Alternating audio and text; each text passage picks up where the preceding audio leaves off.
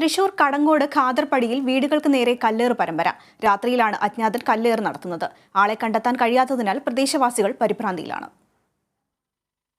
രാത്രിയുടെ മറവിൽ കുന്നത്തുള്ളി പീടികയിൽ ഹനീഫ, കള്ളിവളപ്പിൽ അൻവർ എന്നിവരുടെ വീടുകളിലേക്കാണ് ഒരാഴ്ചയായി അജ്ഞാതൻ കല്ലെറിയുന്നത്. ആദ്യം കല്ലേറ് നടന്നത് ഹനീഫയുടെ ഓടിട്ട വീടിന് നേരെയാണ്.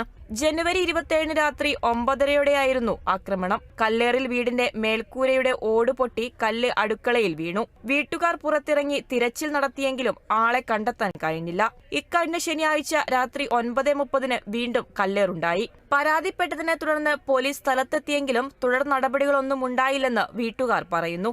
ജനുവരി 30-ന് അൻവറിന്റെ വീടിന് നേരെയും കല്ലെറിഞ്ഞു. ആക്രമണത്തിൽ വാർപ്പ് വീടിന്റെ ജനൽ ചില്ലുകൾ തകരുകയും സൺഷെയ്ഡ് പൊട്ടുകയും ചെയ്തു.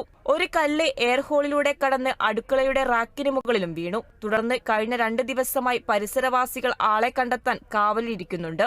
ഇതിനിടയിലാണ് ഇന്നലെ രാത്രി 8:30-ഓടെ ഹനീഫയുടെ വീടിന് നേരെ വീണ്ടും കല്ലേറുണ്ടായത്. കഴിഞ്ഞ വ്യാഴാഴ്ച ഹനീഫ്കട വീട്ടിലേക്ക് ഓടിന് മേലേക്ക് എറിഞ്ഞു. നമ്മള് നോക്കി. പിന്നെ കഴിഞ്ഞപ്പോ ഒരു ദിവസം ഇടവിട്ടിട്ട് പിന്നെ ശനിയാഴ്ച ദിവസം വീണ്ടും എറിഞ്ഞു. തിങ്കളാഴ്ച എൻ്റെ വീട്ടിൽ ആദ്യം ഗ്ലാസ്സുമൊക്കെ എറിഞ്ഞു, ഗ്ലാസ് ഉടച്ചു. അത് കഴിഞ്ഞ് ചൊവ്വാഴ്ച തന്നെ പിന്നെയും രണ്ടാമതൊന്നുകൂടി എറിഞ്ഞു. ഇത്രയും ആൾക്കാർ നിന്നിട്ട് പോലും ഒന്ന് എറിഞ്ഞിട്ട് പോയി. ഒരു കല്ല് വീടിനകത്താണ് വന്ന് വീണത്. ഇത്രയും ആയിട്ടും പോലീസിന്റെ ഭാഗത്തുനിന്ന് ഇതുവരെ നടപടികളൊന്നും ഉണ്ടായിട്ടില്ല. അൻവറിന്റെ വീട്ടിൽ നിരീക്ഷണ ക്യാമറ സ്ഥാപിച്ചിട്ടുണ്ട്. അതുകൊണ്ടാണ് ഈ വീടിന് നേരെ ആക്രമണം നടത്താതെ വീണ്ടും ഹനീഫയുടെ വീടിന് നേരെ കല്ലേറുണ്ടായതെന്ന് കരുതുന്നു. നാട്ടുകാർ കാവലിരിക്കുമ്പോൾ ആളുകളും ക്യാമറയും ഇല്ലാത്ത സ്ഥലം കൃത്യമായി മനസ്സിലാക്കിയാണ് കല്ലേറ് നടത്തിയിട്ടുള്ളത്. അതിനാൽ തന്നെ പരിസരത്തെക്കുറിച്ച് വ്യക്തമായി അറിയുന്നവരാണ് ആക്രമികളെന്നാണ് നിഗമനം. കഴിഞ്ഞ ഒരാഴ്ചയായി സ്ത്രീകളും കുട്ടികളും ഉൾപ്പെടെയുള്ളവർ ഭയപ്പെട്ടാണ് വീടുകളിൽ കഴിയുന്നത്.